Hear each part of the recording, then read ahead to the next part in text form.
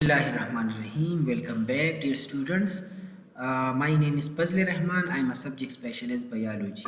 Today we will discuss about the energy changes. ठीक है.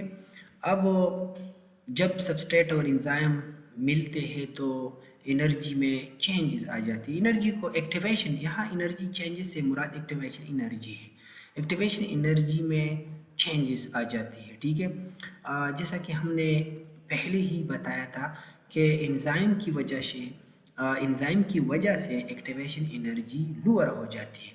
वो रिएक्शन जिसके लिए जितनी एनर्जी दरकार होती है वो एंजाइम्स की मौजूदगी में काफ़ी हद तक कम हो जाती है और थोड़ी सी एनर्जी पर रिएक्शन वाक़या हो जाती है, यानी सबस्ट्रेट जो है प्रोडक्ट में कन्वर्ट हो जाती है. ठीक है. तो इसको एनर्जी चेंजेस कहते हैं. अब आते हैं एक्टिवेशन एनर्जी पे. एक्टिवेशन एनर्जी क्या होती है स्टूडेंट? एक्टिवेशन एनर्जी से मुराद the amount of energy that is required for a reactants to change them into products. ये एनर्जी की वो कम से कम मकदार होती है जो किसी रिएक्टेंट्स को प्रोडक्ट्स में कन्वर्ट करने के लिए दरकार होती है. ठीक है. अगर किसी रिएक्शन में एंजाइम्स ना हो तो उस रिएक्टेंट्स के लिए ज़्यादा से ज़्यादा एक्टिवेशन एनर्जी की ज़रूरत होगी ताकि वो प्रोडक्ट्स में तब्दील हो.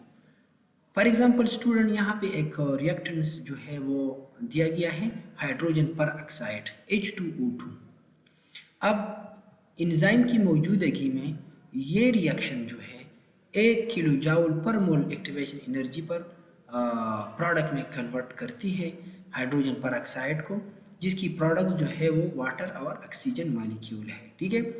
अगर ये हाइड्रोजन पर ऑक्साइड जो कि एक रिएक्टेंट है, अगर विदाउट एंजाइम इस रिएक्शन को हम प्रोडक्ट्स में कन्वर्ट करना है तो हमने इसको 86 यानी 86 किलो जूल पर मोल एनर्जी जो है वो हमें देना होगी ताकि वो ये प्रोडक्ट्स यानी वाटर और ऑक्सीजन में कन्वर्ट हो जाए.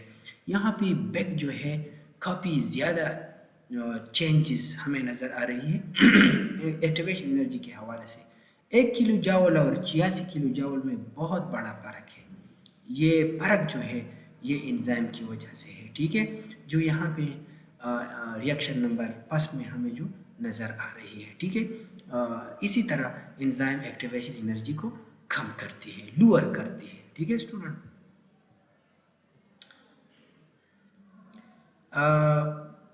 एक्टिवेशन एनर्जी को अगर हम ग्राफ के ज़रिए देखें, ये एक ग्राफ है.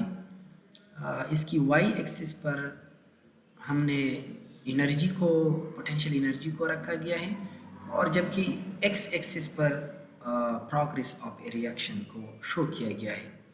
अगर हम इस रिएक्शन को ज़रा गौर से देखें इस ग्राफ को, तो इसके वाई एक्सिस पे सबस्ट्रेट जो है हमें नज़र आ रही है इस पोजीशन पे. ठीक है.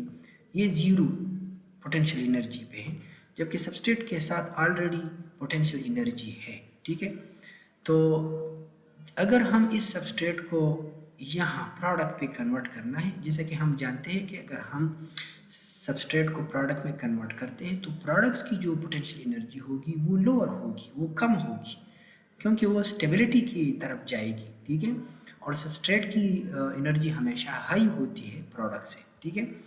तो ये सबस्ट्रेट जो है इसको अगर इस रेड लाइन को देखा जाए तो ये हमें एक्टिवेशन एनर्जी को शो करती है.